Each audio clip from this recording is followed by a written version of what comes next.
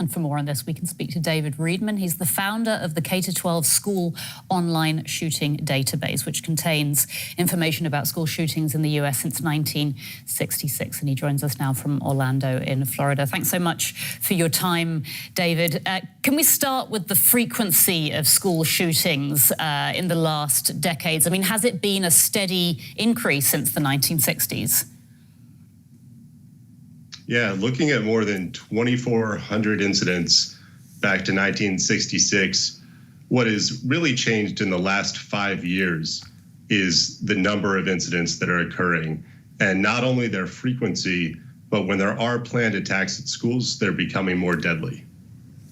Okay, so the last 5 years have been particularly bad. Now, if we look at Texas, it's got one of the most relaxed gun laws in the US. People over the age of 21 don't need a license to carry a gun, I believe. Can you explain to us how politicians justify this complete lack of gun control when shootings keep happening and, as you say, are getting worse in the last few years? Yeah, the limitless gun control is based on an interpretation of the Constitution that people are allowed to carry guns by any means in any place. And it's very difficult to dissuade people that take that viewpoint on it. Yeah, I mean, we heard in that report, didn't we, these sort of suggested countermeasures, I think sort of security film on windows, armed guards in schools are becoming a reality. I mean, are these now actively being implemented? And more importantly, are they not more of a Band-Aid rather than a solution to the actual problem?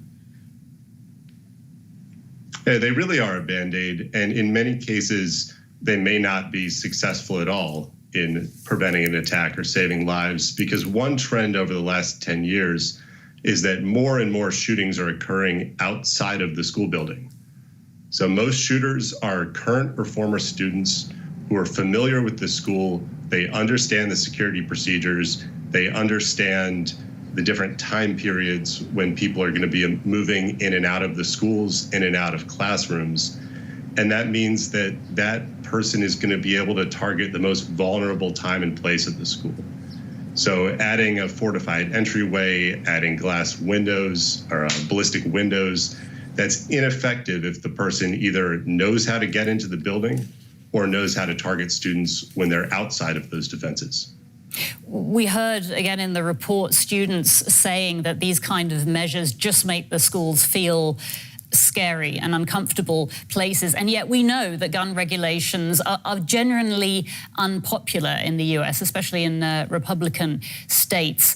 Do you think that any change is at all likely in gun policy on a federal level in the near future, just, given the number of shootings that are happening? It's unlikely that there are changes at the federal level, but what we do need to realize is that school shootings are not random, and when they are predictable attacks, they're preventable. So somebody who's going to commit a school shooting makes overt warnings for weeks or months or even years before an attack. And what we need to do is set up systems where students and staff members and community members are able to recognize somebody who's in trouble and know how to take action to get help for that person before a shooting occurs. David Riedman, founder of the K-12 school online shooting database. Thank you so much for your time. Thanks for talking to us on DW. Thank you so much.